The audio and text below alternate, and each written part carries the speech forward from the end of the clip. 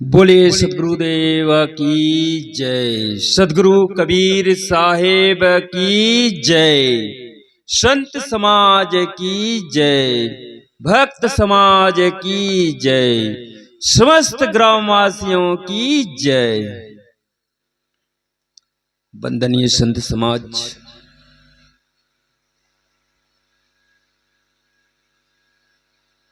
भक्त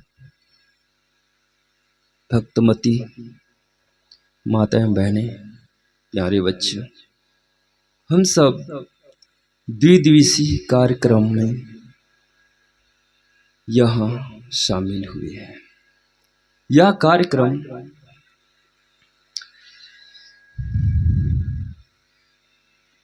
कपिल नारायण की स्मृति में रखा गया है, तो मेरे लिए आज्ञा हुई है कुछ समय विचार रखने के लिए। विचार के पूर्व एक छोटा सा भजन।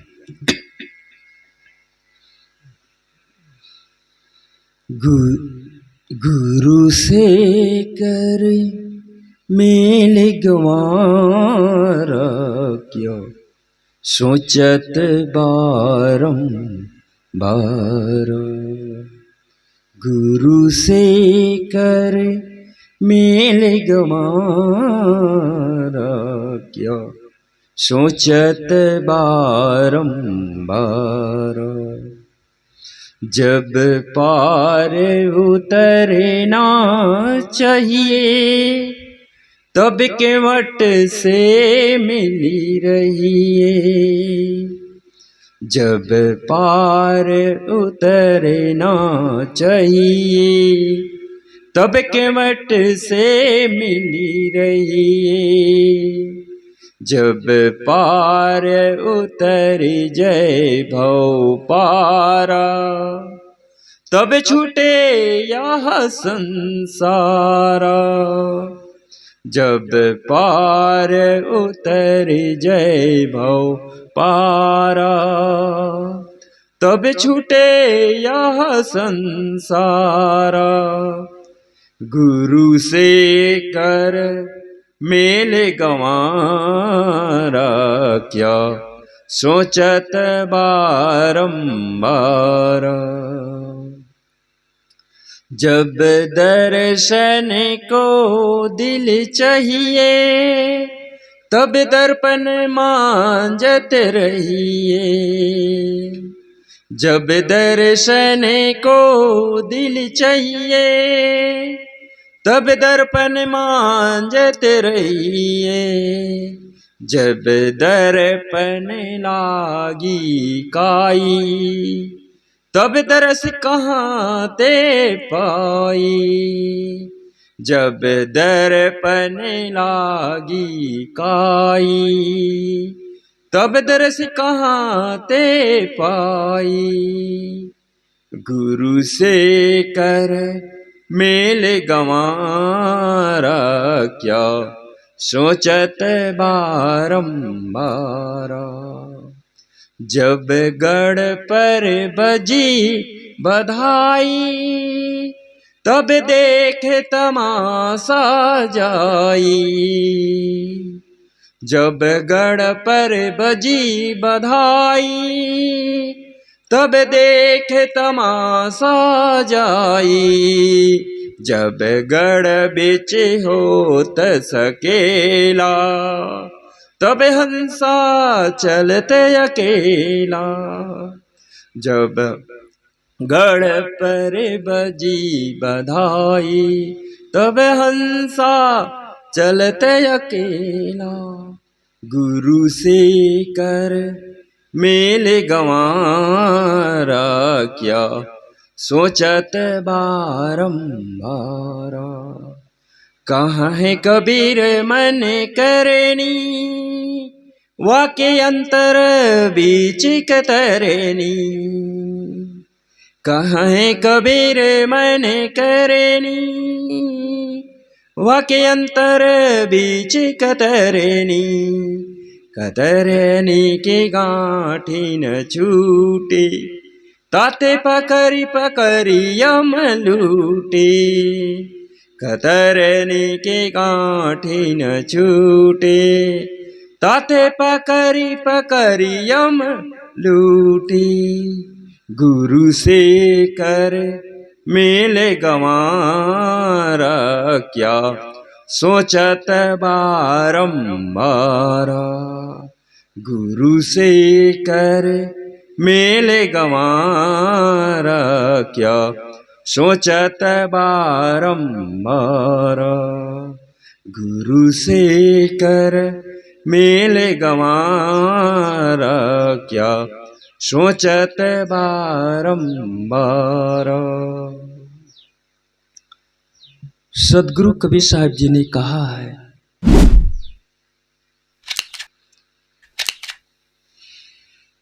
सकलो दुर्मति दूर करो, अच्छा जन्म बनाओ। काग गौन गति छाड़ के हंस गौन चलियो। सदगुरु कबीर साहब जी अपनी एक छोटी सी वाणी के माध्यम से हम सबको इंगित करते हैं कि सकलो दुर्मति दूर करो, अच्छा जन्म बनाओ। काग गौन गति छाड़ के हंस गौन चली आओ। जितने भी दुर्बुद्धि है सबको त्याग दो और कौवे की चाल छोड़कर हंस की गति में आ जाओ। कौवा और हंस की उदाहरण देते हुए सदगुरु कबीर साहब जी हम सबको इंगित कर रहे हैं। कौवे में क्या कमी है, क्या विशेषता है, आप सब भली भांति से जानते हैं। और हंस में क्या विशेषता है।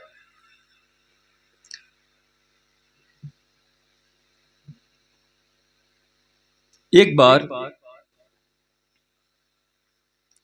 कौवा गांव से हाँफते हुए एक बरगद के डाल पर बैठा। उसी डाल पर कोयल बैठी थी। कोयल कहती है कि कौवा भैया बहुत हाँफ रहे हैं, क्या भय हो गया है आपको।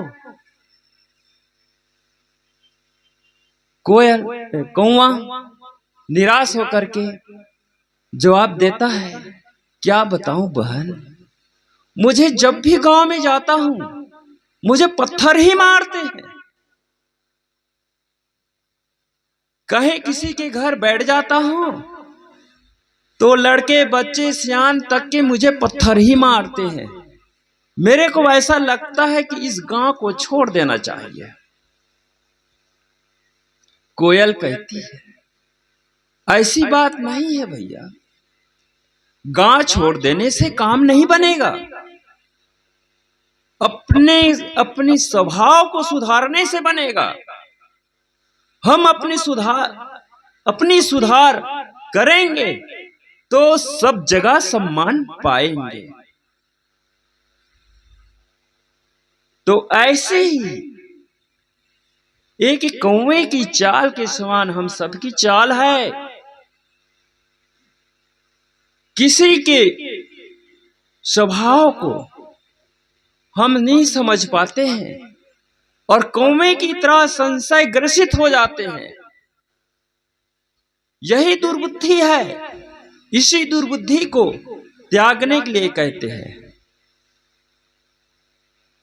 कौवे की चाल को छोड़कर हंस की गति में आ जाओ।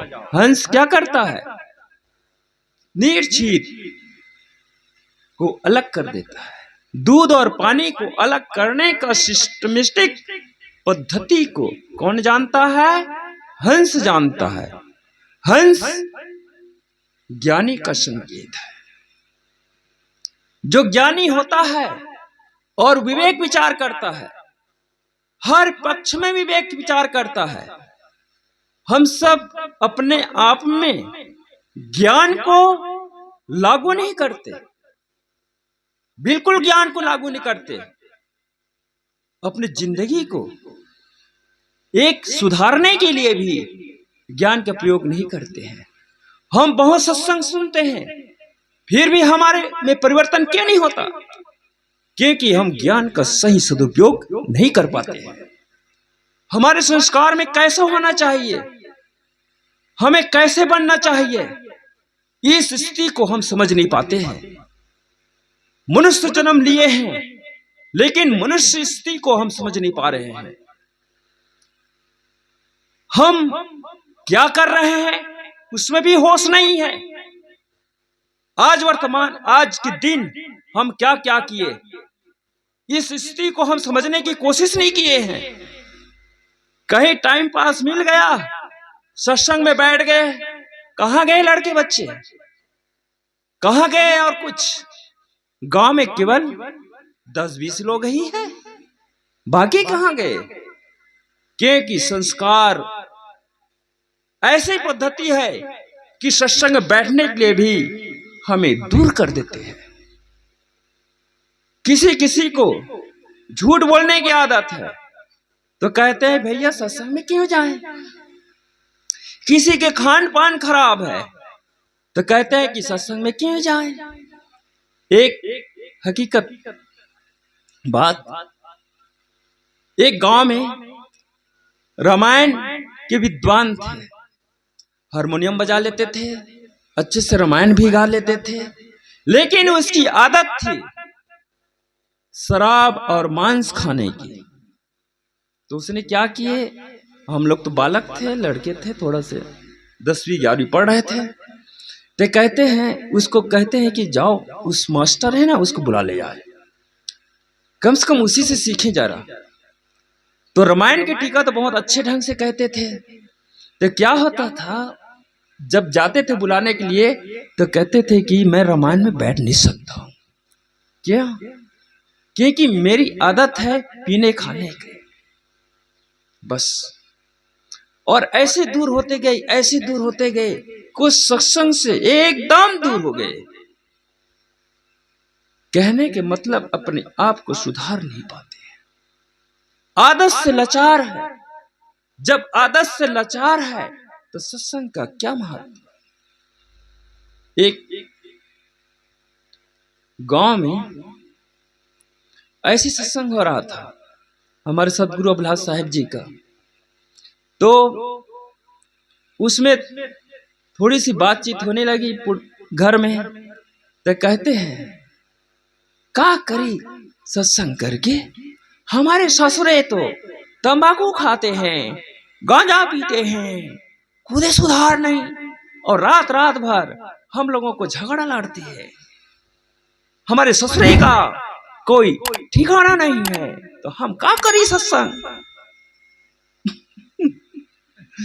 तो कहे कि बात तो बिल्कुल सत्य है, हम रात दिन सत्संग सुनते हैं, लेकिन हमारे स्वभाव में परिवर्तन नहीं है।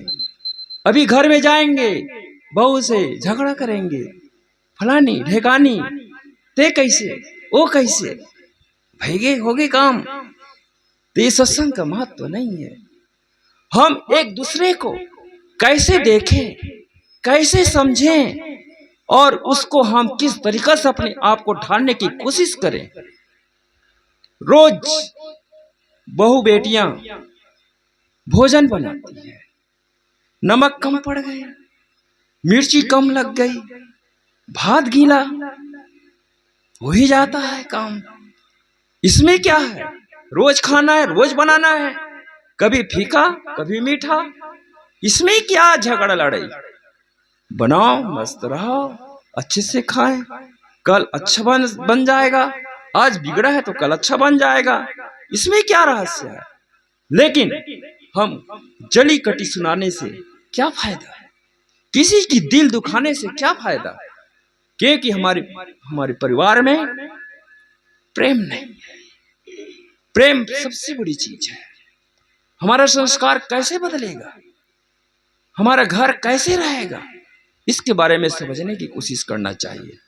हम बच्चों का संस्कार को कैसे बना के रखें?